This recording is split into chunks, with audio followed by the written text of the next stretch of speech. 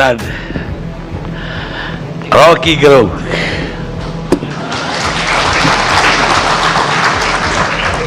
Oke, saya kira itu benar sekali. Pejabat yang punya otak dia harus bisa bikin sinopsis dalam 140 huruf dan harus di-retweet oleh 140 juta penduduk. Begitu. Kalau punya otak gitu. Oh my god! Wow! Asia. Coba saya tanya pada KPU ya. Dari 4 wajah itu, yang potensi memalukan publik yang mana?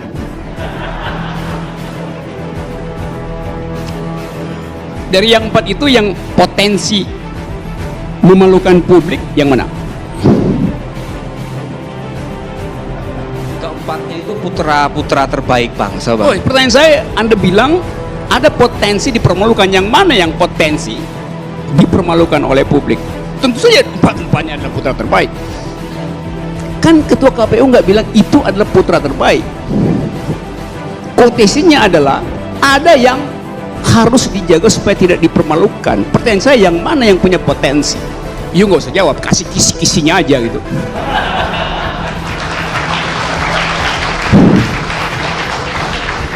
Pemilihan presiden 50+1 adalah ketetapan tentang fungsi kebebasan. Justru kalau dia dihalangi, itu artinya orang tidak paham tentang arti kebebasan. Justru kalau dipasang 20%, itu menghambat kebebasan. Jadi jangan karena alasan teknis lalu yang fundamental itu diabaikan. Oh my god! Wow! Anda melanggar yang fundamental justru? Yang fundamental apa?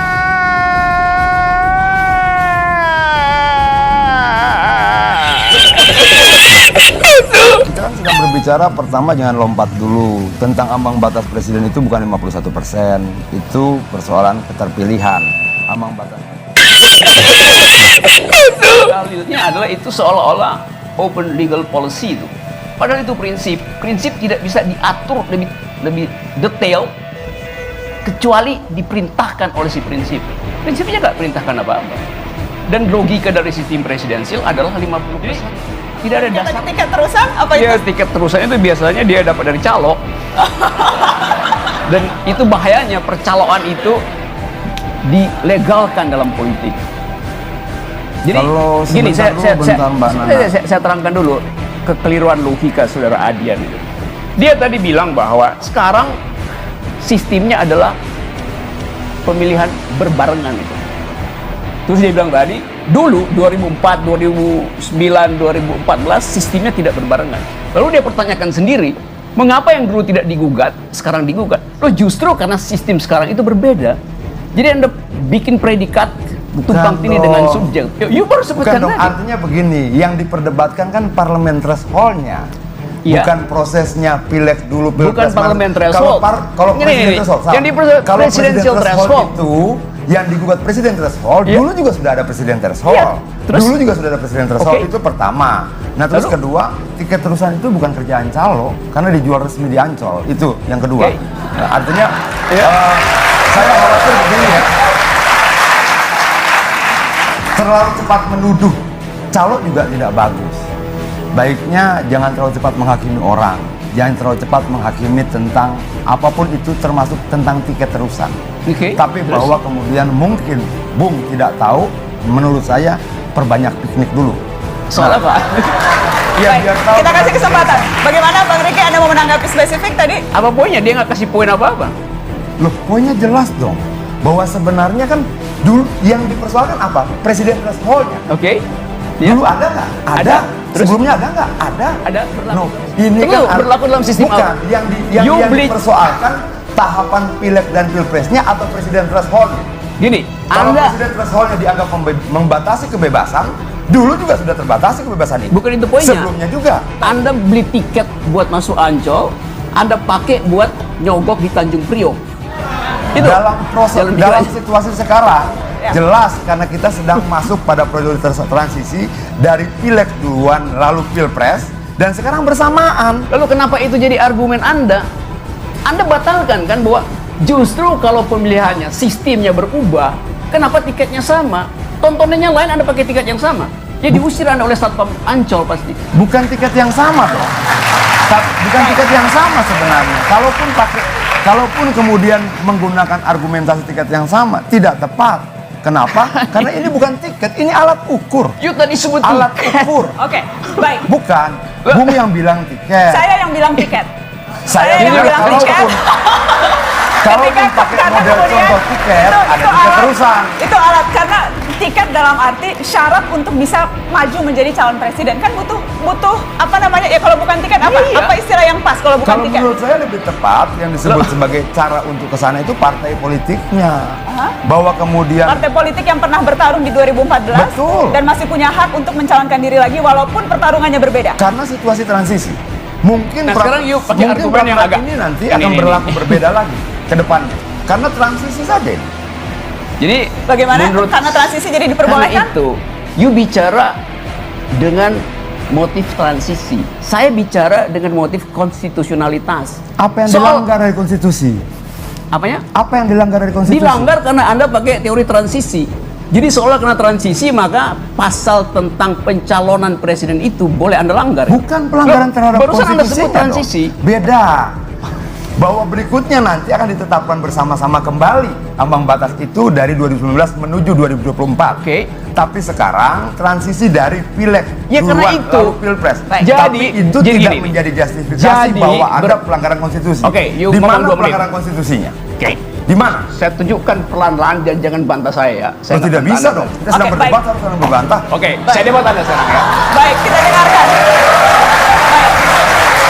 Dalil Anda tadi, Anda sebutkan demi pertimbangan transisi, konstitusi boleh diakali. Siapa Itu bilang pelanggaran begitu? logika Anda dan itu sekaligus menghina konstitusi. Bung salah tafsir terhadap kalimat saya. Anda salah Saya tidak mengucapkan mengatakan kalimat seperti itu. Saya mengatakan bahwa kenapa berbeda dulu dengan sekarang. Ini karena enggak. sekarang sedang Anda masuk bilang masa tadi, transisi. nanti setelah transisi selesai, kita atur ulang. Jadi demi alasan situasional, Anda mempermainkan konstitusi. Tidak seperti itu. Tapi Anda nggak kemudian paham prinsip kalkulasi konstitusi. berikutnya akan ditentukan bersama-sama pasca 2019. Ya justru itu, demi Baik, alasan kenapa? apa? Kok transisi? Loh, bagaimanapun Tuh, alasannya juga transisi atau bukan? tidak dong. Bagaimanapun Loh, juga kalau kita bicara kenapa Anda sebut tadi undang-undang, transisi? peraturan-peraturan yang lain segala macam, itu bukan persoalan melanggar konstitusi atau tidak, Baik, tapi kita akan- lebih bagaimana mengikuti dinamika dan rasa keadilan yang hidup dalam masyarakat. Itu dong. Sesi poinnya. kedua, you susun lagi argumennya supaya nggak kejebak Kita akan pada kembali kebodohan setelah sendiri. pariwara. Yang Jangan- menarik sebetulnya adalah efek dari temuan ICW itu. Kan secara tupoksi, ICW itu hanya mau mendeteksi potensi pelanggaran penggunaan anggaran tuh sebagai lembaga watcher. Tetapi yang ditemukan ICW itu kemudian menimbulkan masalah sampingan, yaitu kecurigaan publik terhadap ketidakberesan atau ketidakefektifan komunikasi publik pemerintah sehingga harus nyewa influencer. Kan itu yang jadi soal sebetulnya kan. Nah itu yang kita mesti pelajari itu kenapa hal yang sebetulnya teknis akuntansi, ICW ahli dalam teknis akuntansi, itu berubah menjadi perang wacana publik soal kemampuan influencer ini synthesizer terhadap suara yang belum sempurna tuh. Nah itu yang saya mau persoalkan. Suara yang belum sempurna ini suara apa maksudnya? Ya, suara pemerintah di dalam upaya untuk menghasilkan orkestrasi dianggap tidak sempurna sehingga perlu influencer. Kan itu pikiran publik kan. Nggak paling tadi udah bantah tuh, itu yang nggak benar. Iya, tapi publik menganggap itu adalah soal suara false itu. Jadi seolah ada pikiran bahwa apa nggak cukup kecerdasan ngabalin sehingga mesti pakai influencer? Kan mestinya beliau tersinggung dong. Kan tiap hari dia enggak. Oke, kalau nggak tersinggung lebih bagus. Itu. Supaya orang seperti Rocky ini tahu fakta, karena dia hanya bicara secara imajinasi dan pakai teori-teori yang kadang-kadang di kampus saya udah ketinggalan zaman. Oke. Saya guru besar Universitas Erlangga, ya. Oke. Mudah-mudahan otakmu besar juga. Ya minimal saya profesor beneran, kalau anda Iya. kan belum tentu. Oke, kita Itu, fokus, ya. kita Terang fokus ke aja. pembicaraan Ya. kita malam hari ini. Oke. Silakan Pak. Gini, itu ya ada yang namanya program. Program itu adalah namanya Saya kurang jelas.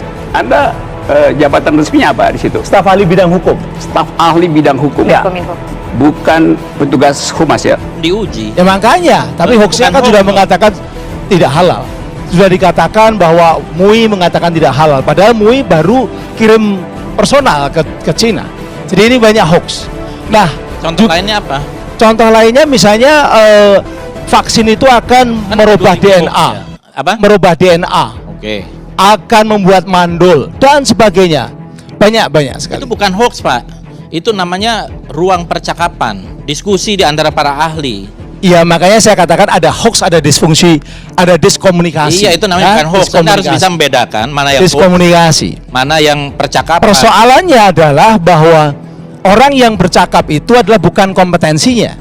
Sehingga persoalan seperti pernah kasus terjadi misalnya termogan berbahaya bagi kesehatan otak manusia karena ditembakkan ke yang bicara bukan ahli kesehatan, bukan ahli terkait dengan inframerah, tapi yang bicara adalah politisi. Jadi Ya, segala Pak, hal saya potong sedikit, dibicarakan Pak. oleh politisi. Itu kenapa bisa terjadi hoax seperti kalau yang Anda maksud itu hoax? Itu karena pemerintah gagal mengkomunikasikan ini kepada rakyat. Itu persoalan. Saya katakan kita harus hati-hati betul, jangan sampai kondisi di mana persoalan kemanusiaan ini akhirnya ditarik-tarik menjadi persoalan politik. Seperti hoax tadi.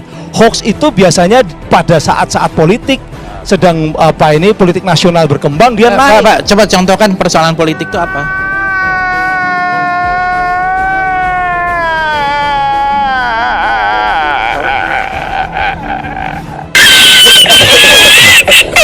Ya begini, kalau dulu itu hoax tuh biasanya Enggak yang sekarang. ya menganggap bahwa pemerintah itu ada begini misalnya. Contohnya bahwa vaksin itu akan merugikan pribumi karena akan Pribumi. ada. Iya. Sampai akhirnya dijadikan kasus dan ditangkap. Aduh, ini kok nggak mutu banget sih omongannya. yang jelas gitu loh tentang politik Ini tadi. kita hoaxnya kan sampai kita bikin stempel kalau di Kominfo itu. Stempel. Dia ada Itu contoh-contoh. mungkin stempelnya salah itu, Pak. Ini kan negara demokrasi, orang boleh bercakap-cakap. Ya boleh berdiskusi. gini Mas. Kalau kita bicara berpendapat itu boleh, tetapi Ya. kalau kemudian memprovokasi orang untuk membenci, memprovokasi untuk tidak mempercayai lembaga-lembaga negara, itu sesuatu yang dalam demokrasi itu berarti Kalau pelemahan terhadap misalnya institusi. ucapannya, misalnya statementnya itu salah, kemudian itu digugat atau dipertanyakan, itu hoax bukan? Kalau gini, persoalannya kan Enggak, itu hoax bukan, saya tanya. apanya yang hoax ini? Misalnya waktu itu dipertanyakan tidak perlu pakai masker gitu ya. Terus masyarakat meminta itu pakai masker. Beda mas. Gini, kalau hoax itu sengaja dibuat untuk memanipulasi supaya ada opini yang salah dan perilaku yang salah. Tapi kalau orang salah misalnya, kesalahan informasi itu tidak semuanya hoax. Ya. Misalnya Ya.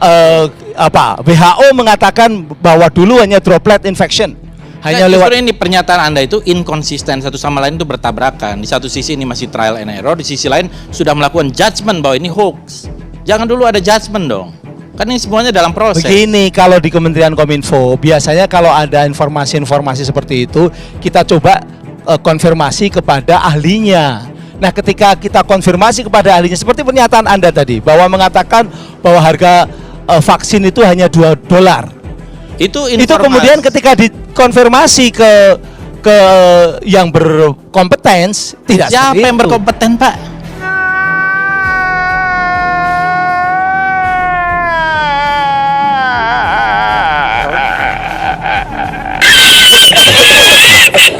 Yang berkompeten itu informasi dari gubernur Sao Paulo, kemudian dibantah oleh Cina. Yang berkompeten siapa? Siapa Iya. yang berkompeten? Tapi kan Pemerintah. orang kalau pakai nalar, masa ada yang namanya vaksin COVID harganya $2. $2 itu berapa? Loh, emang Cuma harganya 30.000. berapa? Yang wajar berapa, Pak? 30.000. Iya. Itu kan Gini, maksud dia itu baru hoax kalau Gubernur Sao Paulo tadi yang membantah, saya nggak mengatakan itu Ya. hoax. Tapi ini kan pihak lain lagi. Tapi kemudian ini kan di-share di kemana-mana seakan-akan pemerintah itu dia memasang harga yang mahal untuk mengeksploitasi masyarakat. Oh iya Padahal dong, iya dong. Itu namanya mahal, Pak. Iya, Kalau di negara itu mengatakan ada kontrak, kemudian ada pemerintah kita harganya lebih mahal, boleh dong kita pertanyakan.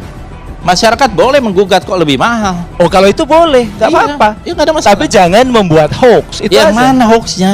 Hoaxnya adalah ketika menyampaikan informasi secara jelas, secara sengaja, padahal itu faktanya belum jelas. Apakah faktanya pasti jelas? Sekarang saya tanya fakta yang jelas yang mana? Orang ini semuanya nggak ada yang jelas kok. Vaksinnya aja gaib, Pak. Apalagi harganya $2 juga nggak jelas gitu loh. Loh iya. Kalau vaksinnya belum jelas, harganya kok bisa jelas $2 itu bagaimana? Gini, Makanya baca, Pak. Tadi Baca dulu. Oh, saya justru di sini sudah dinyatakan tadi sebagai Anda hoax. mau ngomong apa lagi? Oke. Di luar itu. Nah itu.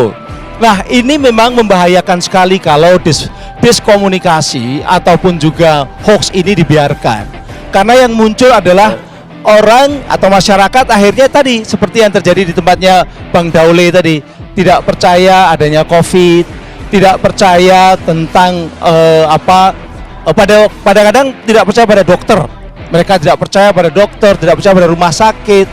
Karena ini tadi ada informasi-informasi yang sengaja itu membuat mereka bingung atau memiliki pemahaman yang salah. Padahal manusia itu memang berperilaku itu bukan dasarnya pada fakta, tetapi pada apa yang dibayangkan tentang fakta. Dan apa yang dibayangkan tentang fakta itu dari informasi-informasi ini. Nah kalau semua orang menyampaikan informasi yang kadang-kala kebenarannya belum jelas dan keahliannya juga bukan di ranah itu, akhirnya yang terjadi adalah mencekoki informasi-informasi yang salah kepada masyarakat. Itu yang terjadi. Akhirnya ya tadi masyarakat banyak yang tidak mau dengan membeli vaksin, tidak mau divaksin, belum udah. Iya, itulah Pak. Ini Bapak ini mungkin di bidang Kominfo ya. Tapi kok tidak ahli juga di bidang komunikasi gitu loh. Dan logika. Ini yang saya sampaikan, Bapak itu menyampaikan seolah-olah yang disampaikan oleh pemerintah semua benar. Di negara demokrasi boleh dipertanyakan. Itulah namanya check and balances. Bukan seperti waktu itu Pak Joni Plate mengatakan bahwa kalau kata pemerintah hoax ya hoax, nggak bisa Bukan begitu. Dong. Jadi kalau memang ini kebenaran, boleh saja orang Nggak, Anda mau mengatakan bahwa kalau pernyataan menteri itu betul, kalau pemerintah mengatakan hoax ya hoax. Itu lihat konteksnya dulu. Kalau sudah memang itu sudah dibuktikan bahwa itu hoax ya memang hoax ya hoax gitu loh. Kalau sudah dibuktikan ada fakta. Misalnya yang mana? Dalam soal vaksin ini yang mana? Ya misalnya tadi dikatakan bahwa vaksin ini tidak halal, misalnya begitu. Sudah dinyatakan oleh fatwa MUI tidak halal. Padahal MUI-nya belum vaksinnya mana, Pak? Makanya itu. Lo vaksinnya aja belum ada kok. Makanya, Pak. Iya. Makanya. Ya artinya itu masih di dalam ruang terbuka. Bukan hoax, Pak. Nanti dibuktikan begitu vaksinnya ada. Itu kan belum pendapat. ada kok sudah dikatakan belum tidak halal. Itu kan sesuatu yang mendahului. Lo boleh dipertanyakan dan nanti dibuktikan karena barangnya belum ada. Itu bukan hoax.